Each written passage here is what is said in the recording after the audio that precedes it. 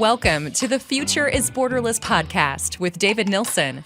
We feature top entrepreneurs and thought leaders from around the world, those who bring a global mindset and a unique perspective to their life and business. Now, let's get started with the show. Hey, David Nilsson here. I am the host of this podcast. On the Future is Borderless, we connect with leaders from around the world who have what I like to refer to as a borderless mindset. And the purpose is to share ideas, new innovations, best practices, things that will help power growth in our personal and professional lives so that we can thrive in a rapidly changing world. Now, this episode is brought to you by Dahdah Talent. Dahdah helps businesses to source full-time, highly skilled workers from all over the world. And as a result, these companies can scale faster, increase margin, and improve culture. If you want to learn how to grow your business with offshore talent, simply visit dahdahtalent.com. All right. Well, I'm excited for today's show. Today, we have a really interesting guest. His name is JP Dahdah. He's the founder and CEO of Vantage Self-Directed Retirement Plans. Vantage administers to over $2.5 billion in assets while assisting investors to diversify their retirement savings into alternative investments like real estate and more. Over his 25-year career, JP has earned numerous accolades, including Entrepreneur of the Year by the Arizona Hispanic Chamber of Commerce, and the Esteemed Most Admired Leaders of 2019, which was chosen by the Phoenix Business Journal. JP is not only a successful entrepreneur, but also an active philanthropist. In 2008, he founded Advance Guatemala, a charity supporting Guatemalans who are in need. And he contributes to the community through his roles in the Entrepreneurs Organization and the Scottsdale Art Board of Trustees. So JP, welcome to the Future is Borderless. Hey, thank you for having me, David. Cool. Well, this is an interesting one because I've actually known, and I share with the audience, I've known JP for quite some time. At one point, I had started a company called Guidance Financial, which used to be in the self-directed IRA space, and we partnered with custodians like Vantage. So I've known JP for a long, long time. Super cool to have you on the show. But I thought maybe we'd start with self-directed IRAs, the business that you're in and you spend a lot of time thinking about day in and day out. Can you talk a little bit about the backstory there? Like how did you get the idea? How did you start it? Tell us a little bit about that. Well, previous to this business, I was a registered investment advisor. So my business was to help people with their financial goals, financial situation. And, the genesis of Vantage was really one of my higher net worth clients coming to me one day and saying, hey, JP, I got this opportunity through a friend to invest in his real estate development deal. And my client was like 52 years old at the time. So he's like, I want to put $250,000 into this deal, but, he's not going to give me the money back for about, 5 to 7 years. It's really illiquid. And so I really want to use my IRA to do this. And I said, well, unfortunately, that's not something you can do. And, you're 52, so you'd have to pull the money out and, pay taxes and penalties. And I basically told my client what I, with very much confidence, thought was the truth, right? I had been trained by a Fortune 100 company. I, had gone and gotten all kinds of certifications. And to the best of my knowledge, I was giving my client the right information. So I said, hey, I don't think that's going to be the right account. Let's work through some other things we can do to get this money into this investment. And he was just kind of relentless. He was like, God, I just don't understand why I can't do this. This is ridiculous. I was 27 years old at the time. So I think he was also kind of thinking, hey, maybe JP isn't experienced enough, if he doesn't have enough, hasn't been around the game a little bit too much. He's like, well, I want you to keep looking at, call the top people that and try to figure out if there's a loophole or something we can do. So I did that. And 2 months later, I'm still calling them, telling them, hey, nope, can't. I called JP Morgan. I called Goldman Sachs. I called my top people in New York.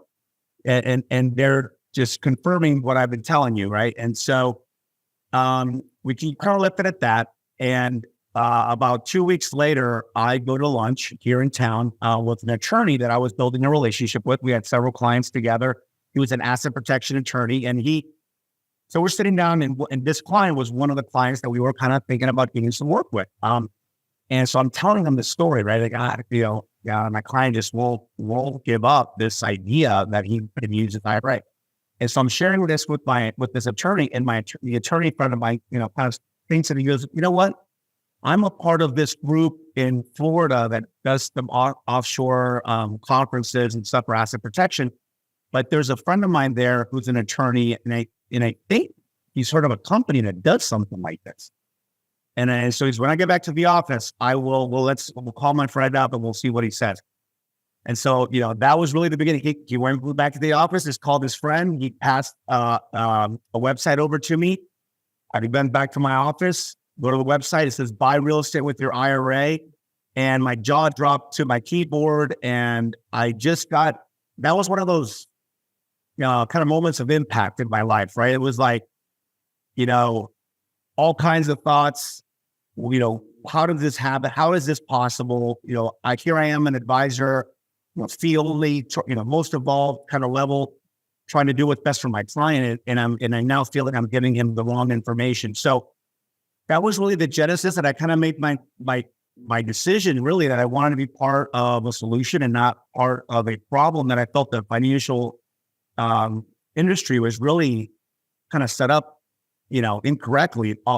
All of the advisors that are giving information to clients were really just telling them half the story and not giving them all the entire truth. So that's how Vantage was started. I just got very disenfranchised with what I realized was how the financial industry was set up and the kind of advice that we were kind of trained to tell people when it wasn't in their best interest.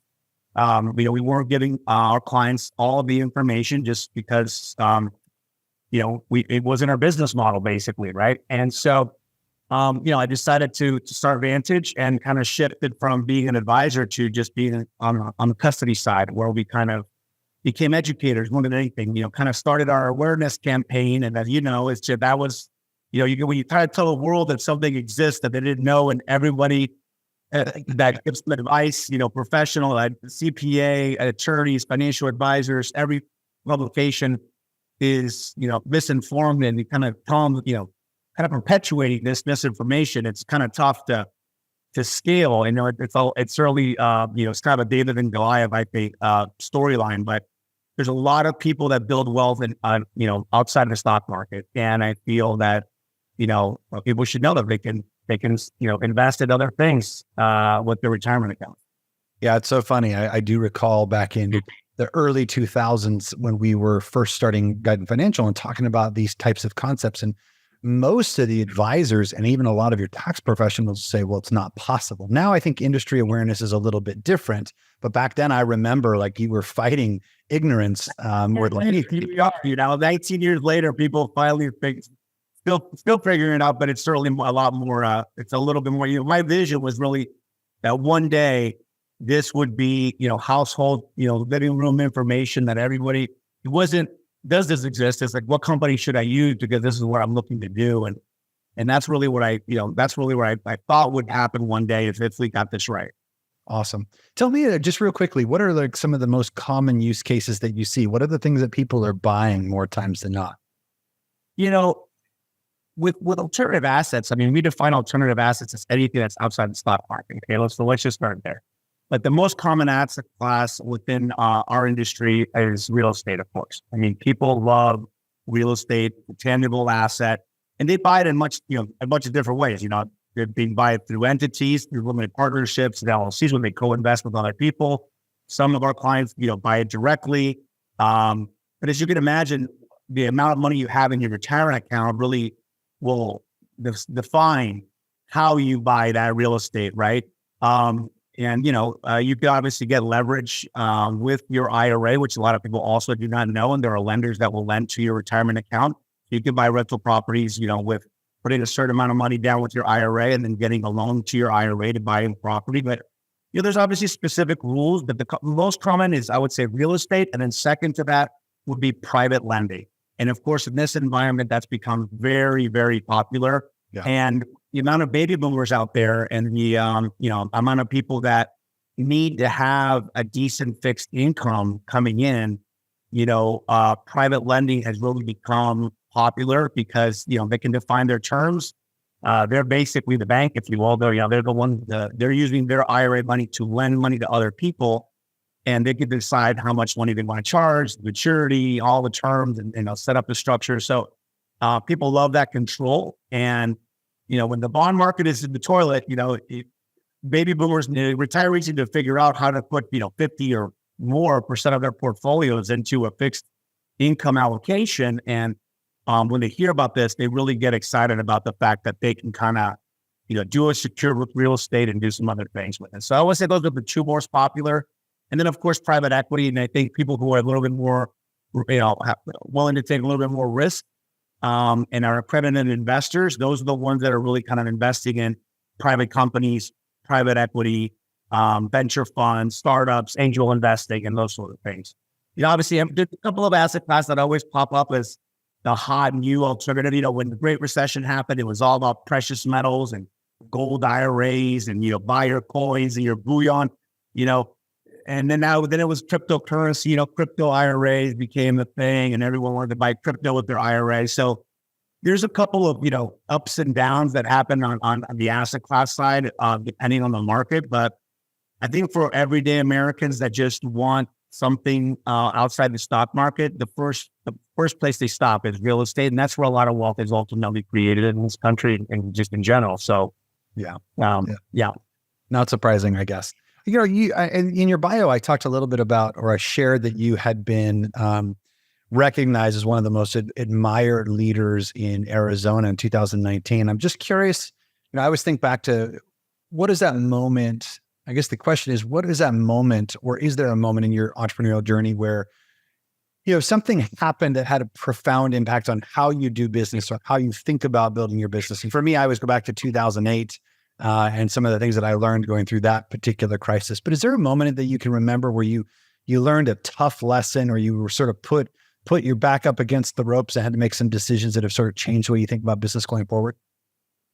I think I would say that when you're an entrepreneur, I feel that at least at the beginning of your journey, you really kind of, it's all kind of about you. What's my vision? What direction do I want to take this company? And you kind of think about, this is the culture I want to build. These are the things, this is the strategy that I want to execute. And it really seems a little kind of more thinking about yourself for a while. And I think that's kind of what I would call stage one of the company's cycle, is you're still kind of like, you want to push revenue, and it's like, you think revenue really matters, and you're kind of using it as a pump your chest kind of moment. Right. So I think that the aha moment really came when I just it really crystallized to me that it's absolutely not about me. And that I really work for my team, and that it's really, culture isn't what I think it is. It's what we make it, within the team that we have, and our shared belief systems and values. And so, even, when I had my core values at the beginning, it was JP's core values, aspirational. I hope my team that I eventually hire will connect with these things. But, over the course of that first stage, it's like, no, what are the behaviors that I'm seeing in my people that are our common ground, right? And so our core values evolved, and it became our core values, not just, kind of JP's aspirational things that I want us to stand for. So I think, and I don't know exactly the year, but I certainly feel like my leadership style and my behavior and kind of how I approach things was certainly not individual to me. Everything was focused on others, and not just the client, but I'm talking about the team itself. And that was been pretty instrumental, I think, for me. And even my team, those who have been here with me for that amount of time, they always kind of giggle and we kind of laugh about them witnessing this kind of transformation of the younger JP into stage 2, and now we're embarking on stage 3 of our business. So I kind of think it's I, we, and then they, right? That's kind of the way I framed it with my team, is like the first stage is I, and then we're kind of we're a team now, and we're doing this together, and you're kind of, locking arms. And as you evolve as an entrepreneur, you really want other talented people, and it's really, they are the ones executing. They are the ones coming up with the strategy. You need to find the talent that can really execute when you're no longer around, right? And really test that system. And that's where we're entering right now. So I think understanding those dynamics in the business growth and the stages, I think has been pretty instrumental. That's awesome. I always sort of talk about that journey that you're talking about as what makes you strong in the beginning makes you weak as you grow, right? At first, everything funnels through you. You're hands-on, you're in it, you're chief cook and bottle washer. But eventually you got to push authority and autonomy into the organization, right? And that's the transformation you're talking about. First long, I want a flat organization, titles don't matter. I had this kind of pipe in the sky. I didn't want to be corporate. I didn't want to create these kind of like this ladder. I literally, my org chart was like, flat. Literally, that's what I was trying. And obviously, now we certainly cannot do those things. But it's funny how at the start, the visions of what you stand for, but what you also don't want to stand for, right? That kind of start creating these little beliefs that you think, you're trying to lead people towards. And I even tell people when I'm interviewing them sometimes, like, this is an entrepreneurial environment. And in my mind, that means a lot of things, right? And I'm sure in their mind, they're like, what does that mean? I don't know what, yes, we understand corporate environment versus entrepreneurial environment, but I don't think a lot of people who know any better, who have maybe been able to do both, understand the difference, right? I mean, what is an entrepreneurial environment if you've always been working for corporate America? You don't really know. I've learned some of these words that we use as entrepreneurs sometimes because we've had life experiences that kind of frame these thoughts and these, concepts. And then you try to bring people on and, I don't really know what it all means, I guess. And until they're living it, you know what I'm saying? Totally. I love that. I love the idea of being a mature startup, right? You can be a mature organization, decades of experience, but still sort of cultivating this non-corporate, non-conforming environment. So tell me a little bit about, recently you guys embarked on this journey to sort of expand your team outside of the US. Can you talk a little bit about the circumstances that sort of led you to explore going borderless with your talent strategy? Well, since we're in the financial service industry, I was very resistant. I've been always very resistant to having employees work from home. Even flex hours. We need to be here to serve our clients. Our clients, we're holding their retirement money. So I kind of felt that was always like they want to kind of us to follow the model, right? But then, of course, COVID happened and that changed everything, really. I mean, in 3 days, we had everybody working from home and kind of shocked the system. And so that really was, I said, the main opener because everybody was getting comfortable with people working from home. And then, from a leadership perspective, our two mantras at that time were decentralization and digital transformation, right? Because you're looking to hire people or people, we had onboarding and we had training and we had all these infrastructures, but they weren't set up for a model that had everybody not working in the office, right? So it was like kind of wartime leadership, right? Like I'm trying to tell my team, like, do we have this? We need to set this up. And they were like, oh my God, JP, like chill out.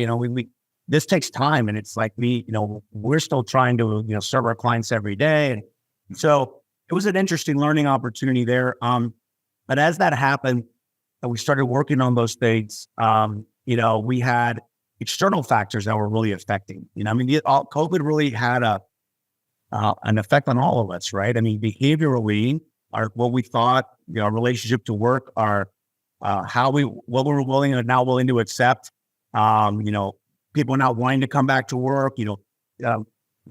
Conflicting. Social and political. I mean, it's been a challenging environment to lead through, right? And so I would say that, and those external factors, also kind of forced more conversation and more strategic thinking around how we're going to get through this. And then the job market, went to crap, in my opinion. I mean, it was just, at least here, the US, it was very challenging to find, people. And now they're, finding people under the new under the new rules, right? It's like, well, now they're really being very selective, and companies are overpaying all kinds of positions. And so being a small business, that's really challenging to compete with. And to add it, I'm in a business, David, where the majority of my team is in what I kind of call a commoditized salary range, right? It's the 40,000 to, let's call it, $70,000 range. There's a lot of companies that hire people within that range, and it's like, so those are typically not that's not a workforce that is, they've got their eye on a path and they're like going to be committed to this one industry or this one, thing. It's like, they're looking for work and they're looking for pay and they're looking for benefits, right? So, in these external factors plus the job market, it kind of put us where, some people, left our business when we were trying to hire people back. They were, they would say they were committed and they would flip and say, oh, I just got another job offer, so they, our core team was really struggling to trust. And that's one of our core values. Trust is a must, right? And they were like, we were spending time trying to onboard and now they're leaving, and it just was very costly. So for all those reasons, I knew something had to change. I was like, this isn't working. We need to grow our business, and we can't this way. It's just so expensive. We can't do it. So that's ultimately what led me to calling you and exploring this and kind of, understanding, because again, I had my biases, right? We all have our biases about certain models. And I think our clients have biases as well. So really, that's been for me. It's like, okay, you got us to think differently, with a lot more comfort and maybe took away some of those biases when you kind of shared how you structured your business and what you gained from it in your own businesses. And then as my team got those kind of deposits of trust and found those people that we were working with, like, oh, these guys are great. They're smart. They're picking things up quickly.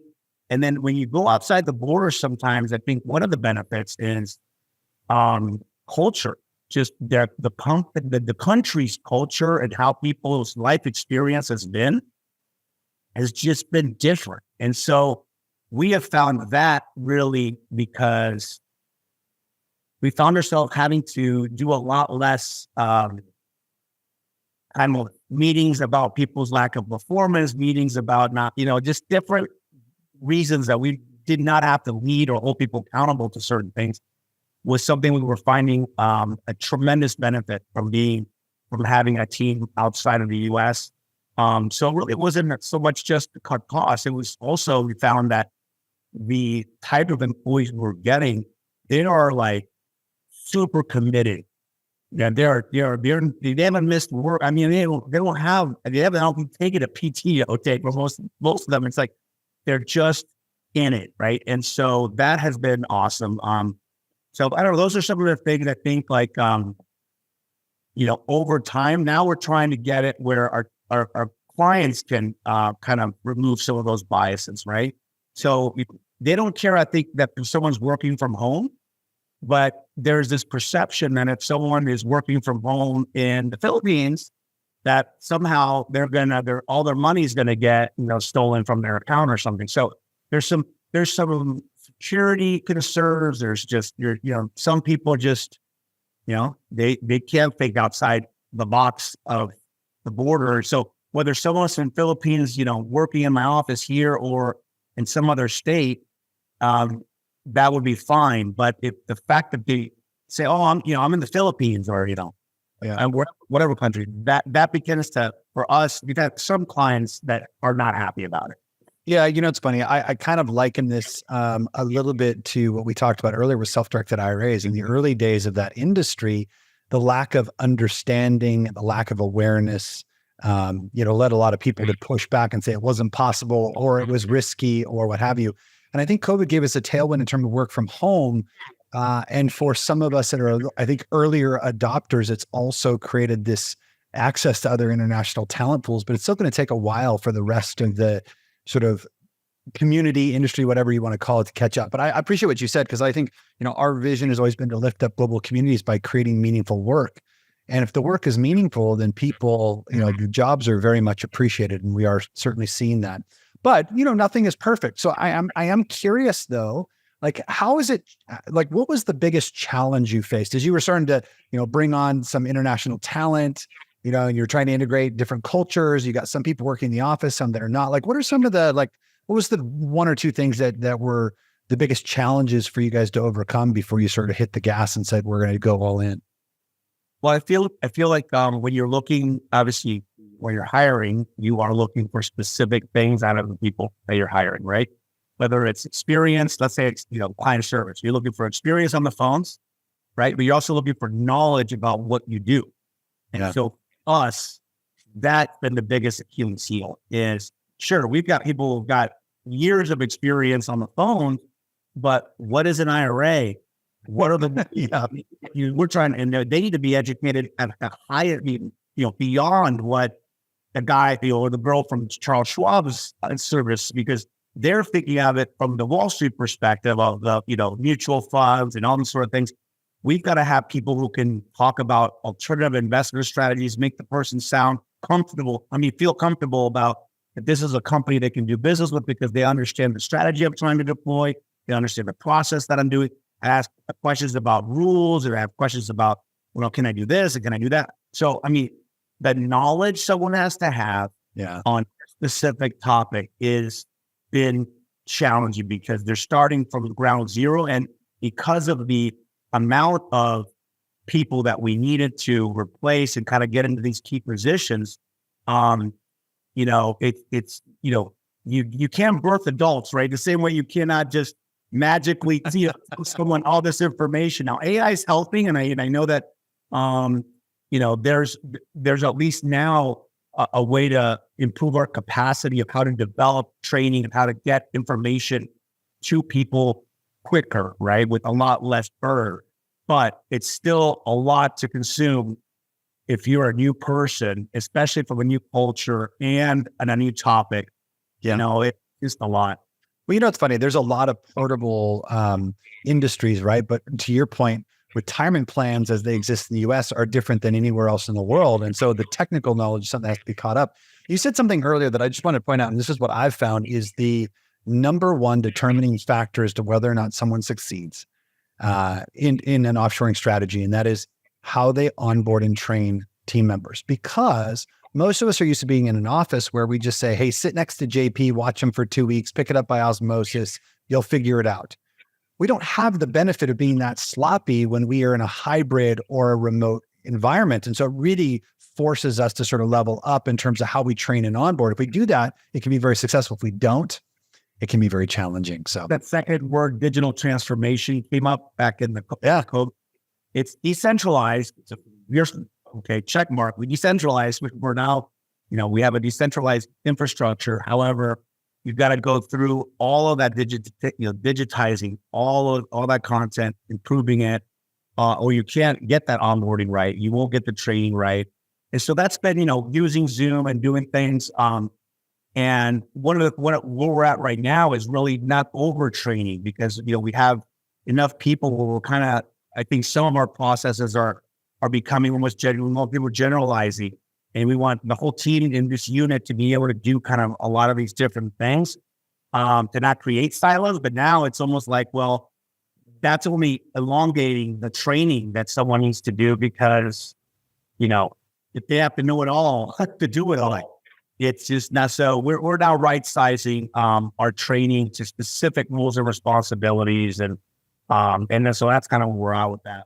Yeah, cool. Yeah, we did something similar, and I've done this a lot with many of our clients where we help sort of bifurcate a process and start with sort of like, here is the entry level work that's 50% of our customers, and then you start to move them up to sort of what I would call advanced or more complex plans or duties. So, hey, let's talk a little bit. Oh, it's this mess. And before we move on, when you have going to a borderless model is, you'll find that there's specific type of talent in certain regions of this country, right? Like every, 65% of, KPMG's workforce was in the Philippines or something like that. So there's a lot of accounting, there's a lot of finance, there's a lot of, risk management, audit, work there. And so, okay, great. Both are transitioning really well into our business.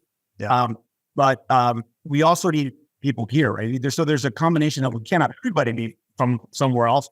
So we've got to find this mix of what are the roles that we need to have in person, and the challenge sometimes with that, you want someone in person, but those people, their COVID experience, they're still wanting hybrid.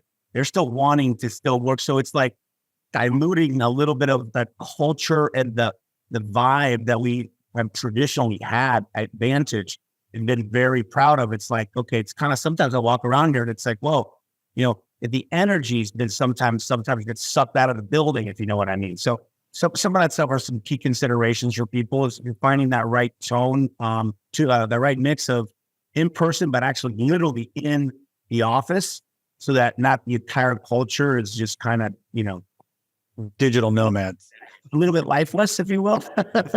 It is so much harder. It's funny, like I think the hybrid environment actually creates some of that pressure too. I always tell people, I'm like, look, I'm a fan of being in the office. I'm a fan of being out of the office. In between, you pay for both and you have to do both. And that is just, it takes extra work, right? And it's, that is something you pay for both, and you got to be best in class at both. Let's talk a little bit about some of the work that you do outside of Vantage. I talked a little bit about your nonprofit, Advanced Guatemala. Can you tell us a little bit about what that is? Like, how did you come up with the idea, and what is it that you're specifically trying to do with that nonprofit? So, I'm a native Guatemalan. I moved to the U.S. when I was 8 years old, and my majority of my family, we moved, and then my immediate family, my siblings, and my mom moved back to Guatemala. And then, of course. And so I was the only one that stayed in the U.S. besides obviously my dad, and he got remarried. He was in Ohio, and so aside from that, I was here. So I would go back to Guatemala, back and forth. And on one of those trips, I kept noticing that every time I went to Guatemala, there was an airplane full of people doing philanthropic work in Guatemala. They'd see people wearing their T-shirts, and we're going to go serve the people. And it just kind of like, I'm like, I'm from Guatemala. I'm not doing enough, really. And I was at a point in my life where I kind of, as I reflected, I was like, I can do more. I should be doing more. And so on the flight back from that trip, I just decided I want to be intentional about my philanthropy, and I'm going to start a nonprofit. Being an entrepreneur, maybe that's always the first thing is I'm just going to start my own thing. But I knew that I didn't want a typical model. In my understanding, I was like, look, there's enough nonprofits, right? An adding one isn't going to make a big difference here. And a lot of them need similar things, right? They're all raising money. They're all competing for dollars from donors. So my model is really a collaborative model. I started a 501c3, but we don't have our own projects. We don't have our own cause. I looked at how countries are developed and how they're structured, and there's 4 main pillars that every society, every community has, right? Education, healthcare, housing, and economic development or entrepreneurship, right? So I took those 4 pillars and I said, we are going to be dedicated to doing basically due diligence. We're going to go and collaborate with nonprofits that exist, that are doing work in Guatemala and in one of these 4 pillar categories. And we're going to find the ones that we believe have the most sustainable projects and are doing the best work. And then we're going to come to them and we're going to ask them, what do they need? If they need money, then we would go raise money specifically for them to add more fuel to their work. If they needed contacts in Guatemala or relationships, I felt like human capital was where I could add value because I had relationships in the US and I had relationships in Guatemala. So I felt that the best thing I could bring to the equation was some of that, kind of multi-country relationship value and capital. But at the same time, I have a model where, I had a for-profit business, so I couldn't dedicate and build another team, for just a nonprofit. So we have no staff. We just have our board of directors, and we look to identify these collaborative organizations, and we pick projects and we raise money and do basically whatever they need. And so we've been doing that for, since 2008. And again, it's for me, it's really that intentionality of my philanthropy. It keeps me committed to. You can't keep a 501c3 if you don't do anything, JP.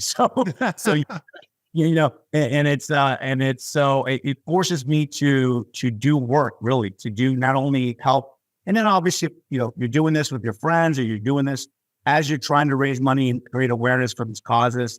I love going to Guatemala with the people that I love, and working and doing these, and kind of putting that energy out there. So maybe get them to think about their philanthropy a little bit too. And our corporate strategy here, Advantage, is to serve others. So I think that two phrase strategy is really, it resonates. And it's really about serving other people, man. That's where I'm about. Yeah, I love it. It's funny. This reminds me of something. I was actually writing an article recently, and I was talking about like the importance of collaboration, and doing some research. I came across this story about wild dogs, right? So, you have tigers, which are the strongest, largest big cats on the planet, but they're their own king because they're by themselves. There's very little collaboration, and they're very ineffective because they're by themselves and they're not built for endurance. The idea with wild dogs is they actually are successful more than 85% of the times when they're hunting, because they do what's called persistent hunting. Highly cooperative. Everybody has a role. Nobody's king. It's made for endurance. And it's intended. Their sort of philosophy is that none of them are competing with each other, but if they collaborate, they can get more accomplished. And so, as you were talking about that, it kind of made me think you have the wild dog strategy for nonprofits. Not just kind of a little showroom of other nonprofits that are doing just great work. We get to showcase them, and when we talk to them and we say, "Hey, can we raise some money for you?" They're just kind of like, "What?" What? They're like, they're not used to it, right? They're used to competing and not collaborating. So I think that's what's worked, at least for us. Awesome. Well, I know we've got just a few more minutes left, so just a couple of quick questions. One, I want to talk about the idea of work-life balance. So, here you've got a successful organization, you give a lot to EO, you have your own nonprofit for Guatemala, and you're a husband and father of two. So, like, how do you think about balancing all of those things so that, nobody loses at the end of the day? I honestly, I don't believe in balance. Balance is something that seems to me like have equal. Everything has to be kind of an equal part. I'm a believer that entrepreneurship is life. To me, it's just life. There isn't like this other thing that it is. For me, it's everything I do, right? It's like, to be an entrepreneur, as you've got to manage your family. You've got to have your personal time. Excuse me. And of course, work on your business. So for me, it's really about living a life of priority, being crystal clear about what your priorities are at the present moment, and then blocking time, the allowable time for that priority in your life, which isn't going to be balanced.